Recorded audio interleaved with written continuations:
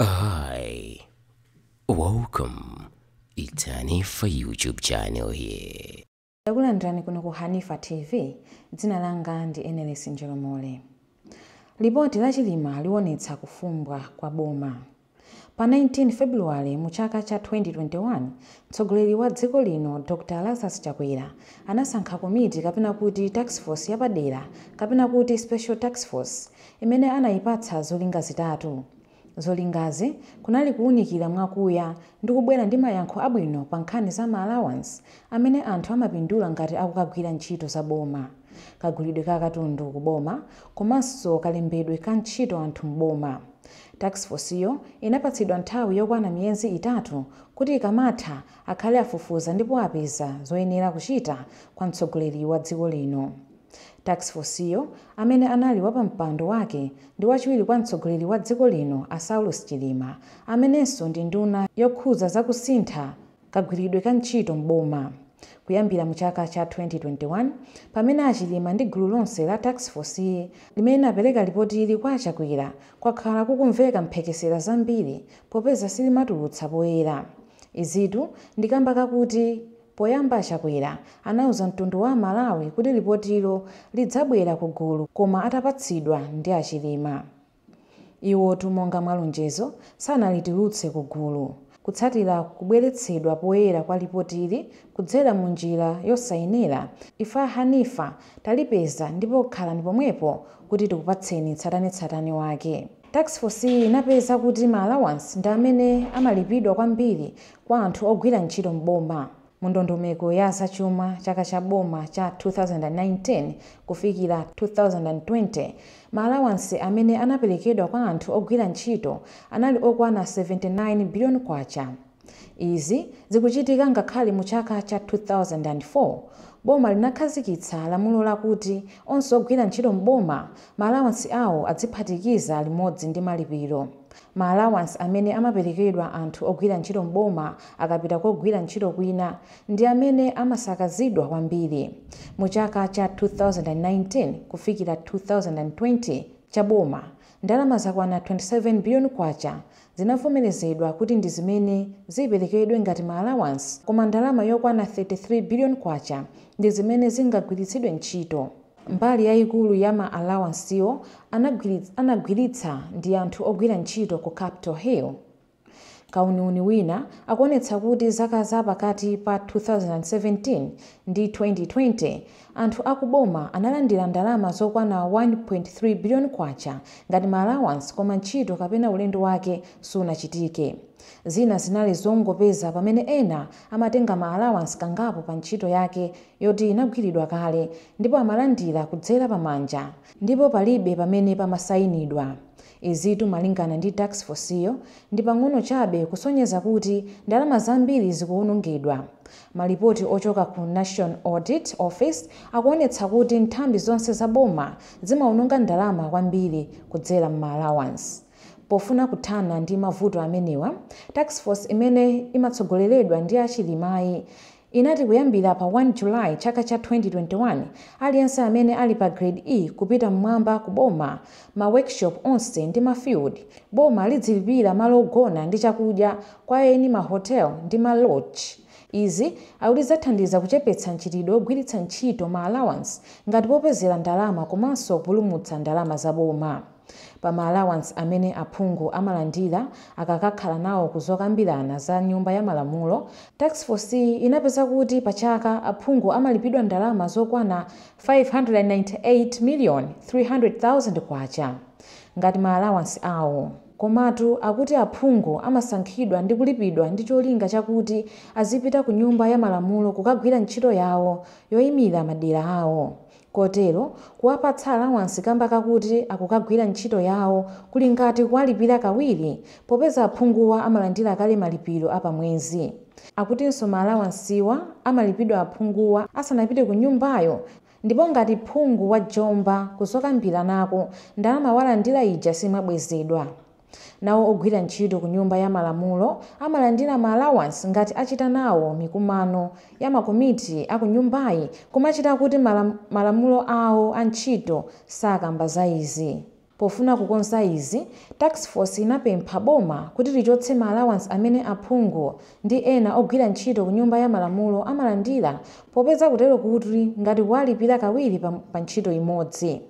Mamembala a mabodi onse a nthambi za boma m'dziko muno amalandira allowance komanso swahara powathokoza pa ntchito yawo yopereka upangiri ku nthambi zonse. Kulipira anthuwa ma allowance kumakolezera kuti mamembala a mabodiwa adzikumana pafupipafupi ndi cholinga chakuti adzilipidwa ma allowancewa. Mamembala ena a mabodiwa amene ndi ma ex official ku mabodiwa ndi ogwira ntchito ku boma ndipo popita ku mikumanoyi amagwiritsa ntchito galimoto za boma komanso mafuta oyendera. Kukonza zinthuzi kwakuti mamembala a mabodiwa asamalandire ma allowance akakumana koma adzilandira swahara pa chaka ndipo akhonza kumalipidwa pang'ono-pang'ono. Ma ex official amene ndi ogwira ntchito m'boma ndipo amagwiritsa ntchito mafuta a boma popitako asiye kupatsidwa ma allowancewa. Anthu ogwira ku chipatala amene ntchito zawo zimayika moyo wawo pa chiopsezo chotenga matenda amalipidwa ndalama imene imatchedwa kuti risk allowance. Ndalamayi imalipidwa molingana ndi mlingo wa ntchito yawo. Izi zimachitika ngakhale kuti aliyense amene amagwira ntchito ku chipatala amalandira allowance ina imene ndi 52% yonjezera ya malipiro awo pa mwezi. Pa ichi, task force ikunena kuti kuwapatsa anthu ogwira ntchito ku chipatala kuli ngati kuwalipira kawiri pa ntchito imodzi imene amagwira. Boma akuti limagwiritsa ntchito ndalama zokwana 8 billion kwacha zopita ku ma risk allowance ndipo ndalamayi ikhonza kugwiritsidwa ntchito zina osati kulipira kawiri. Pofuna kuthana ndi mchitidwewu, lipoti la task force likunena kuti pafupipafupi ntchito iliyonse imene anthu amagwira kuno ku Malawi ili ndi chiopsezo china chake ku moyo wa munthu. Pa ichi palibe amene azilipidwa risk allowance kamba kugwira ntchito yake imene analembedwa. Izi akuti ndikamba kakutinso anthu ogwira ntchito ku chipatala amalipidwa kale top up risk allowance yambiri yonjezera pa salary yawo. Nkhani zokhuza ma contract ogwirira ntchito m'boma. Pali kusiyana pakati pa lamulo la Public Service Act 1994 ndi malamulo ena amene amatsogolera pakasinthidwe ka anthu ogwira ntchito m'boma. Section 6 ya Public Service Act imapereka mphamvu kwa mtsogoleri wa dziko kusankha anthu pa udindo woyambira grade E kumapita mmwamba koma mtsogoleri wa dziko lino akugwiritsa ntchito lamulolo posankhanso anthu ena pa maudindo ang'onoang'ono kuti azikagwira ntchito mu nthambi za boma zimene zikutsutsana ndi malamulo zakalembedwe ka anthu ntchito ku nthambizo. Task force ikuti malamulo Malawi Public Service Regulations ndi achikale ndipo sakugwirizana ndi mmene constitution imayenerera komanso ndi malamulo ena azantchito.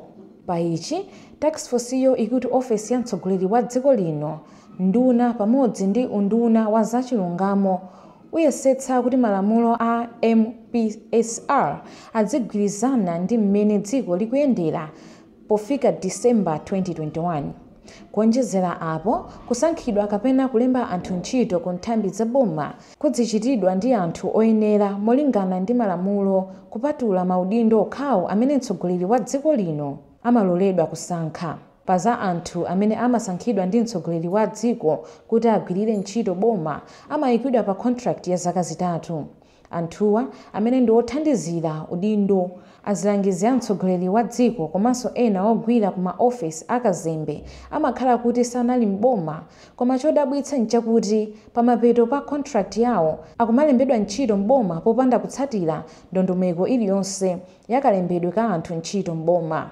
Izitu ndiye kuti anthuwa amalembedwa ntchito mwanseri zimene zimakhumudwitsa ogwira ntchito m'boma amene amayenera kukhala pa maudindowo. Izinso zimapangitsa kutaya ndalama komanso zimaonetsera kuti palowa ndale kwambiri. Pofuna kuthana ndi izi, task force yati aliyense amene amasankhidwa ndi mtsogoleri wa dziko kukakhala othandizira alangizi a mtsogoleri wa dziko kapena okagwira ku maofesi akazembe a dziko lino kunja si anthu ogwira ntchito m'boma mpaka kalekale, ndipo sichanzeru kuti azilembedweratu ntchito mu boma ma contract awo akatha. Lipotilo linati izi ziyenera kutheratu. akuti pali umboni waukulu umene ukuonetsa kuti mu nthambi zambiri za boma komanso maofesi aukazembe anthu amene alibe zowayenereza komanso opanda upangiri uliwonse akusankhidwa ndi kukagwira ntchito ku maofesiwo mosatsata malamulo. Palinso umboni kuti kusankhidwa kwa anthu maudindo akuboma kukumachitika mokondera potsatira ndale, kukondera komanso katangale, ndipo zipani zimafuna ziyike munthu wawo pa udindo wa boma. Anthu ena amene anali pa udindo waukulu akumachotsedwa pa ntchito kupititsidwa pa udindo waung'ono kwambiri, pena kumangokhala osagwira ntchito.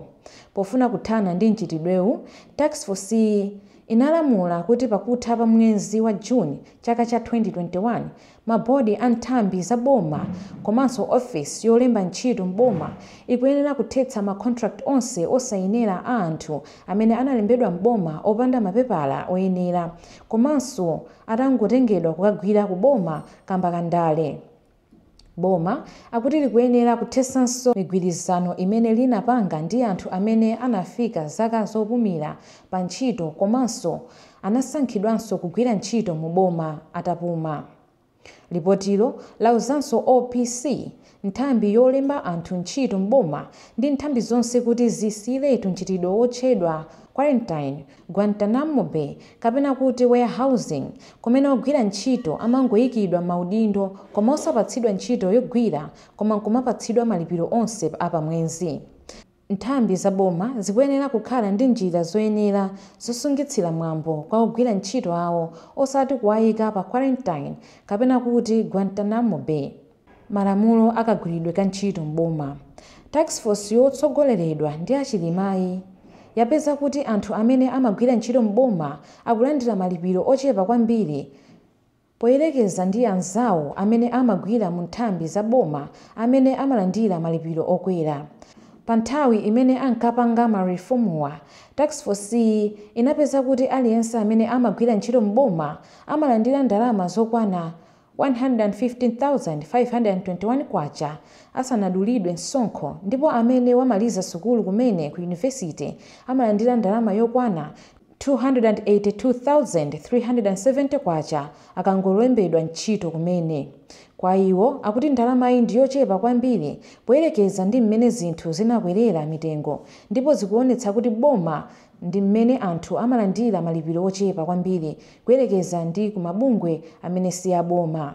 Kusiyana malipiro pakati pa anthu ogwira ntchito mboma ndi amene amagwira ntchito ku nthambi za boma kukupangitsa kuphwanya ufulu wawo popeza anthuwa amatha kugwira ntchito yofanana kugwirira boma lomwelo ndipo malipiro nkumasiyana. Izi zikusemphana ndi mfundo za malamulo oyendetsera dziko lino amene amanena kuti ntchito yofanana izilipidwa mofanana. Anthu olandira malipiro ochepawa akukumana ndi mavuto osiyanasiyana monga kusowa malo okhala abwino komanso kayendedwe popita ku ntchito. Pofuna kuthana ndi izi, task force yauza boma kuti pakuyenera malipiro amboma komanso mu nthambi za boma asinthidwe nkukhala ofanana pofuna kukwaniritsa lamulo lochita chilungamo kwa aliyense amene akugwira ntchito mboma. Malipiro a anthu ogwira ntchito akuyenera kukwezedwa kufika pakuti amene akulipidwa mochepa mbomamo adzikwanitsa kupeza zofunikira zapamoyo. Pa nkhani ya galimoto zimene anthu ogwira ntchito mboma amapatsidwa pamodzi ndi mafuta oyendera, lipoti la task force likunena kuti kauniuni wawo wapeza kuti ndalama zambiri zimaonongedwa kudzera mu njira imeneyi. Ogwira ntchito mboma oyambira grade C kumapita mmwamba amapatsidwa galimoto za mtundu wa Toyota Prado TX ndi mafuta oyendera pa mwezi okwana 500 liters. Galimotozo zimamwa mafuta kwambiri kamba kakuti injini yake ndi yayikulu pa mlingo opitirira 3500 cc. Kuyambira grade C kupita mmwamba akuti pali anthu okwana 68 amene amagwira ntchito mboma, ndipo pachaka boma limagwiritsa ntchito ndalama zokwana 4.07 billion kwacha pa mafuta oyendera okha pa anthuwa. Lipotilo lauza boma kuti lisiye kuwapatsa anthuwa galimoto za mtundu wa Toyota Prado TX ndi kuyamba kuwapatsa galimoto zimene injini yake ndi mlingo wa 2500 cc monga za Toyota RAV4 ndi Nissan X-Trail adziyendera zimene sizingamamwe mafuta ambiri. pa nkhani za kulipirira sukulu ana amabwana. Task force yapeza kuti mu nthambi za boma zimalipirira fizi ana awiri amene sanakwanitse zaka 18 zakubadwa amabwana amu nthambizo ku sukulu zodula kwambiri mdziko muno. Bwana aliyense amasankha yekha sukulu imene boma limulipirire mwana wake, ndipo izi zimachitika ngakhale nthambiyo isakuchita bwino kapena kukanika kulipira malipiro anthu ake. Klaliki wa nyumba ya malamulo nayi nyumbayi imalipirira ana ake atatu amene sanapitirire zaka 22 zakubadwa fizi ku sukulu iliyonse mdziko muno. Ganizo la task force ndi lakuti zolipirira ana amabwana fizi m'masukulu apamwamba ndi odula zithetsedwe m'boma, ndipo bwana aliyense adzilipirira ana ake fizi. Pa thandizo la kuchipatala, lipotilo likuti pakadali pano boma limathandiza ndi ndalama yonse kwa anthu ogwira ntchito m'boma amene ndi oyambira grade A kufikira grade C, ndipo aliyense oyambira grade D kufikira H ali pa medical scheme yogawana imene boma limapereka 90% ya ndalama imene yalamulidwa ku chipatala, ndipo munthu mwini wake amene akudwalayo amapereka 10%. Pa ichi task force yaona kuti ndi kwabwino kuti aliyense amene amagwira ntchito m'boma kuyambira pa grade I kufikira kumapeto boma limuyike pa medical scheme yothandiza naye. Kagulidwe ka katundu m'boma. Ndondomeko ya kagulidwe ka katundu akuti sitsata malamulo, ndipo izi zimapangitsa kuti ndalama za misonkho ya Malawi zitayidwe. Kupitirira kugwiritsa ntchito mapepala kukupangitsa kagulidwe ka katundu uyu kuti anthu achinyengo adzizemba ndi kumapindula mokuba. Akuti boma likuyenera lipange ndondomekoyi mwansanga kuti ikhale ya electronic ndi cholinga chakuti katangale ndi umbanda zicheperetu pofika chaka cha 2022. Pa zakupereka macontract kwa anthu ndi kampani zimene zimaperekera katundu ku boma, akuti kumachitika posaganizira kuti mbuyomo kampani zakhala zikugwira ntchito motani. Pali kampani zina zimene sizikwaniritsa ntchito zawo zimene apatsidwa ndi boma, monga kupereka katundu mochedwa komanso kumanga misewu ndi nyumba zosalimba. Zikupitirirabe kupatsidwa macontract m'boma, ndipo ena amathandizidwa kuti zawo zitheke ndi anthu ogwira ntchito m'boma omwewo. Kukanika kulanga kampani zimene zakanika kugwira ntchito imene zinapatsidwa mokwanira, kukolezera kuti kampanizo ndi zina zisasinthe kagwiridwe ka ntchito komanso kukhala ndi maproject osalimba zimene zikupangitsa boma kutaya ndalama zambiri. Pofuna kuthana ndi izi, task force inati lamulo la kagulidwe ka katundu m'boma PPDA Act 2017 kuonjezeredwe mawu akuti kampani iliyonse imene akufuna kuperekera katundu kuboma idzilemba ndi kuonetsa ntchito zomwe agwira m'mbuyomo akamapanga bid ndi cholinga chakuti amene ali atambwali azidziwikiratu. Izi zikhazikike ku macontractor omanga misewu ndi nyumba zogwirira ntchito komanso ma engineer. Task force inaonjezeranso kuti zomagula katundu kwa lost bidder zija zimapangitsa kampani zija kugwira ntchito yosalimba, ndipo nkuyenera kuti amene azipatsidwa ntchito akhale wakuti ndi mmene zilili agwire ntchito yolimba. Task force akuti yapezanso kuti andale amakangalika ndi kulonjeza zitukuko kuti ziyamba posachedwa kumachita kuti palibe budget ndi ndondomeko yake. Izi akuti zimapangitsa kuti ndondomeko zina zidumphidwe ndi cholinga chosangalatsa anthu, koma zimachititsa boma kukakamizika kutulutsa ndalama zimene sizinali mu bajeti yake. Kagulidwe ka katundu wa zitukukozi kumakhala kwa chinyengo ndi kwa changu, ndipo mapeto ake zitukuko zikatha zimakhala zosalimba ndi zopanda phindu.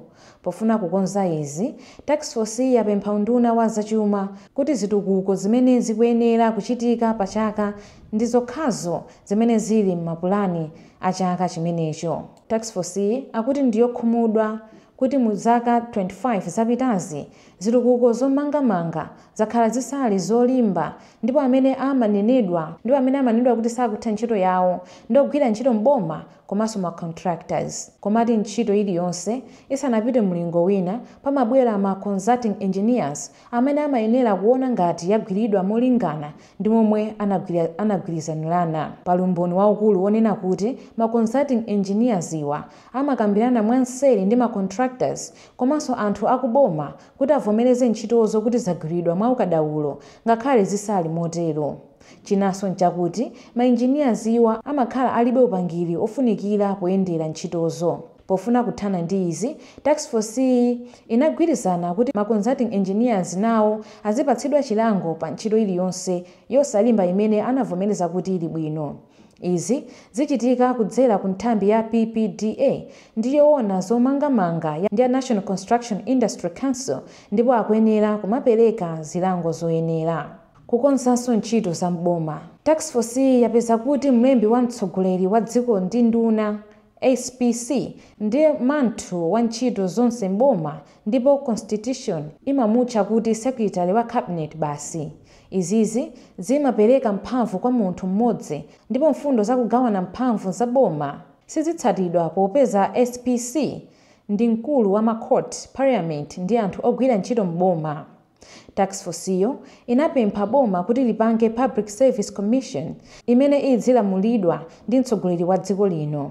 Malamulo oyendetsa dziko lino akuyenera kusinthidwa ndipo chapter 20 inene kuti SPC ndi mkulu wa anthu ogwira ntchito mboma basi. Task force inatinso ndalama za boma zikutayidwa kamba kochuluka kwa nduna za boma, kuchulutsa ma constituency komanso umangopanga maunduna amene alibe phindu kwenikweni.